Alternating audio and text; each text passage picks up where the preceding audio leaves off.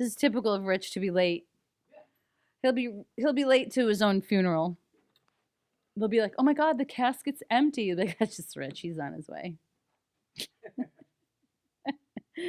See?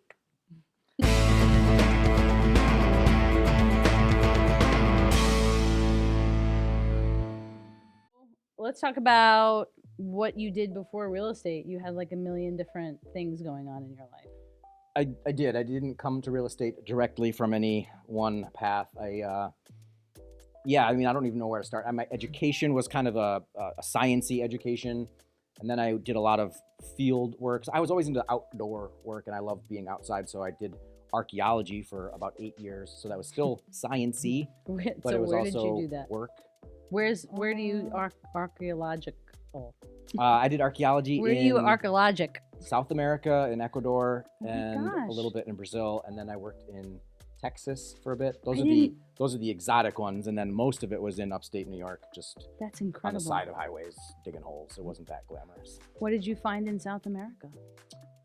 We were on a coastal site in Ecuador most of the time, and it was it's been a long time. It was a pre-Inca civilization. So it was, what was it like?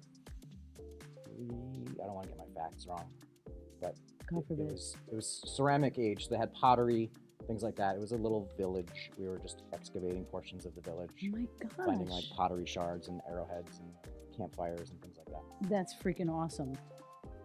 Did you It's enjoy fun. that? Yeah, I mean, it was a field school through Miami, Florida University, so there was all kinds of babes. That was why I did it. 19. No, I'm just- Archaeology babes.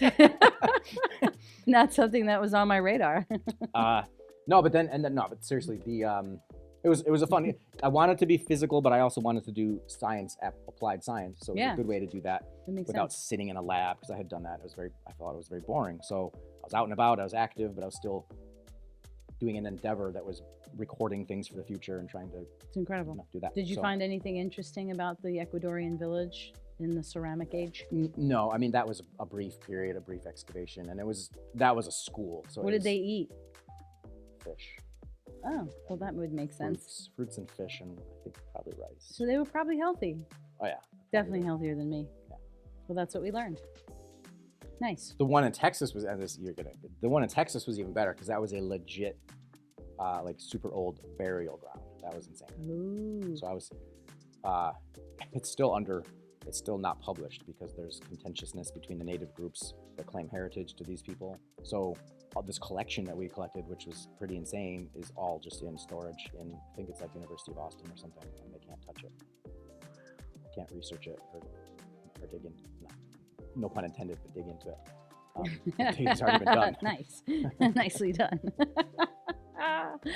Well, that's even more interesting. I guess there's politics in it. And then I came upstate, and then that was a bunch of just slamming shovels into like hard, rocky soil on the side of a highway for 7 years. That sounds terrible. That was the most of it. You didn't find anything?